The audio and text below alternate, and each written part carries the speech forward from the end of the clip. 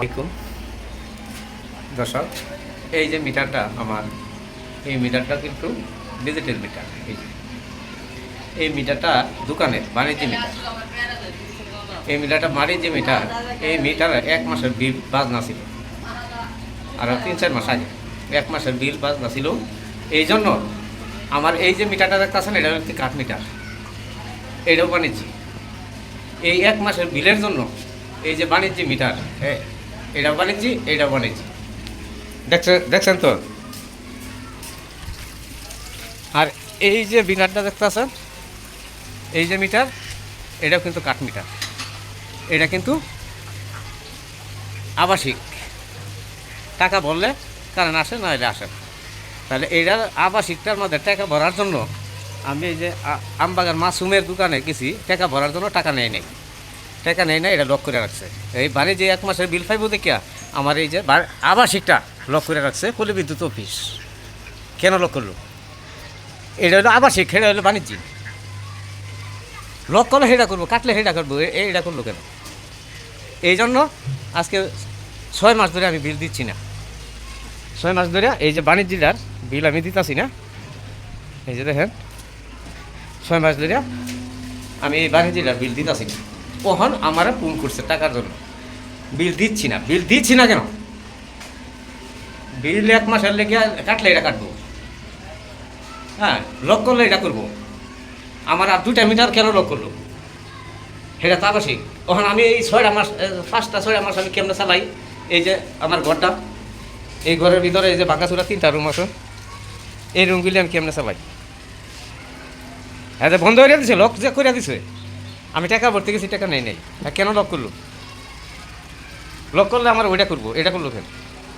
ওখানে আমি কেমনে চালাই? বাধ্য হইয়া বাণিজ্যিক থেকে আমি চালাইতেছি। ওখান বিল কি আমার কাছ থেকে বাণিজ্যের আবাসিকটার নিব? আবাসিকটার বিল কি আমার কাছ থেকে নিব? বিল তো বাণিজ্যের নিব। এই হলো পল্লী বিদ্যুৎ অফিসের পরিস্থিতি। এই হলো পরিস্থিতি। বিল না দিলে এটা লিখে যদি ডাক্তার আসে, তাহলে একটা মিটারের লিখে আরেকটা মিটার লক খরচ কেমনে? সেটা তো হলো ডিজিটাল, আর এটা হলো কাঠ মিটার। কেমনে করলি? পল্লী বিদ্যুৎ যা করতেছে সাধারণ জনগণের সাথে সব ফাইজলামি। কিন্তু এই জন্য আমি আজ 5-6 মাস ধরে আমি বিল দিচ্ছি না আবাসিকটার, না এই যে বাণিজ্যিকটার বিল দিচ্ছি না। দেখে আমার 2 দিন ধরে ফোন করতেছে, লাইন কেটে দিব। তো লাইন কেটে দিব, আয়স নাকি লাইন কাটাইয়া পরে তোরা লয় কই হিস্টোরিটা? আমি তো অভিযোগও দিছি। আমি এটা লক হয়েছে দেখিয়া আমি পল্লী বিদ্যুতের জাহাঙ্গীরটা আমি জানাইছি। আর এই যে কন্ট্রাক্টর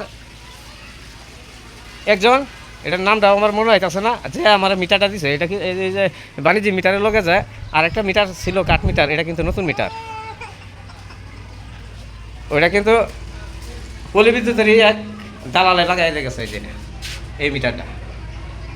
এইটা কেন লক করলো? এটা তো এই দোকানের, আর এটা হলো এই দোকানের। ওখানে দোকানের এই ডিজিটাল মিটার দিয়ে আমার বাসা চালানো লাগতেছে। কী কারণে চালানো লাগতেছে? আমি কি আলাদা মিটার লাগাইছি না?